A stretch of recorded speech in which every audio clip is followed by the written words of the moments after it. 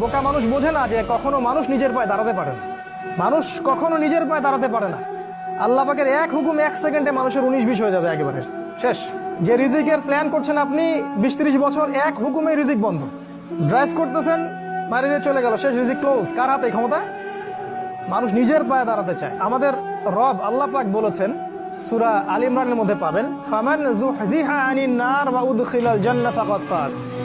যাকে কিয়ামতের দিন জাহান্নাম থেকে বাঁচানো হবে এবং জান্নাতে প্রবেশ করানো হবে, এই ব্যক্তি হচ্ছে সফল, আর কেউ সফল না।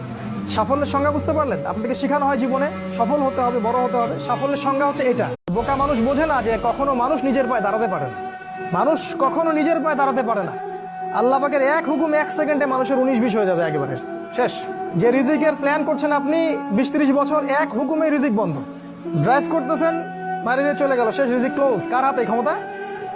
মানুষ নিজের পায়ে দাঁড়াতে চায়। আমাদের রব আল্লাহ পাক বলেছেন, সূরা আল ইমরানের মধ্যে পাবেন, ফামান যুহজিহা আনিন নার ওয়া উদখিলাল জান্নাত ফাকাদ ফাজ।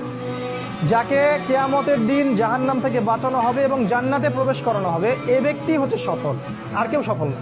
সাফল্যের সংজ্ঞা বুঝতে পারলেন? আপনাকে শেখানো হয় জীবনে সফল হতে হবে, বড় হতে হবে। সাফল্যের সংজ্ঞা হচ্ছে এটা।